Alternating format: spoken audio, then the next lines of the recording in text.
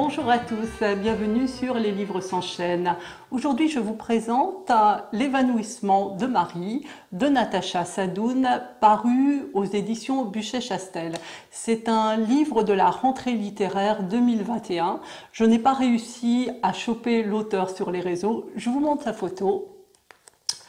Voilà, donc si quelqu'un la connaît, faut pas hésiter à partager la vidéo, à me la renvoyer, à renvoyer l'auteur vers moi, parce que c'est un premier roman et il va avoir besoin d'élan.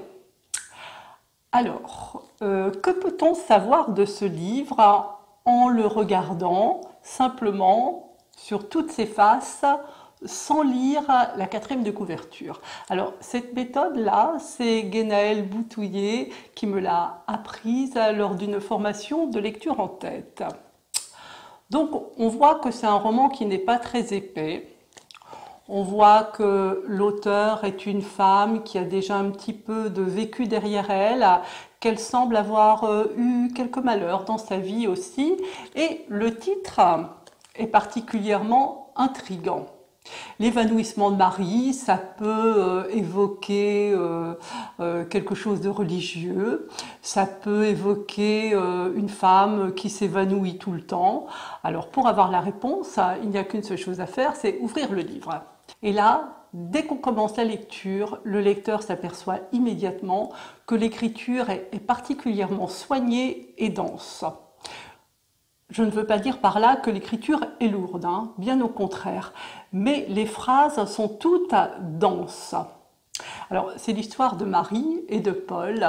Ils vivent en couple depuis 10 ans et Marie apprend que Paul vient d'avoir un accident et cet accident l'a plongé dans le coma et le corps médical n'a absolument aucune réponse à lui apporter. Ils ne peuvent pas lui dire si Paul va sortir du coma dans quelques semaines, dans quelques mois, dans quelques années et si même il va en sortir. Donc Marie s'aperçoit à la suite de cet accident qu'elle vit d'une façon fusionnelle avec Paul depuis 10 ans, qu'elle s'est mise entre parenthèses, elle en tant que personne, et ils vivent en couple en ayant les mêmes amis, en ayant les mêmes attraits en société, en ayant les mêmes loisirs, et elle s'est un petit peu, en 10 ans, oubliée.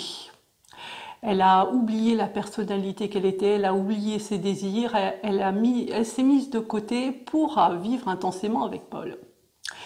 Et donc les premiers temps, après cet accident, elle va être complètement abrutie, hein. Elle va avoir un choc, elle va avoir beaucoup de mal à se relever d'ailleurs de ce choc.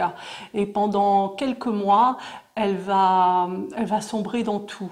Elle va sombrer dans les médicaments, elle va sombrer dans l'alcool, elle va sombrer dans le chagrin, elle va errer dans Paris, elle va commencer à réfléchir sur leur couple. Et elle va s'apercevoir que depuis 10 ans, il y avait certaines failles qui s'étaient installées et que naturellement, elle s'était mise à les colmater, ces failles, sans vouloir les voir.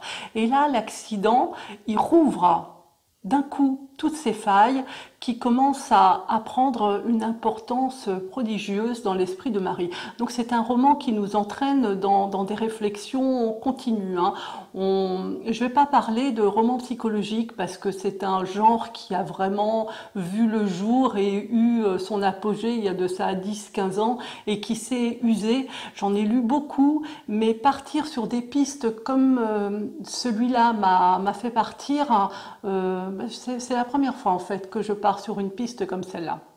Alors pour pas que le lecteur s'endorme et ait l'impression de tourner un petit peu en rond, Marie va découvrir dans leur appartement des écrits que Paul avait cachés, des tentatives d'écriture de manuscrits, et elle va s'apercevoir que Paul n'est pas tout à fait non plus l'homme qu'elle croyait, et elle va découvrir une rupture familiale qui a eu lieu entre le père de Paul et le grand-père, rupture qui a beaucoup marqué Paul. Il s'interroge depuis toujours, il se demande pourquoi son père et son grand-père se sont fâchés ainsi, et Marie va profiter de ce temps mort pour partir elle-même résoudre cette énigme. Voilà, donc un roman de la rentrée à lire. J'ai été vraiment séduite et par l'écriture et par l'histoire de Marie. Merci d'être passé sur ma chaîne et pensez à vous abonner.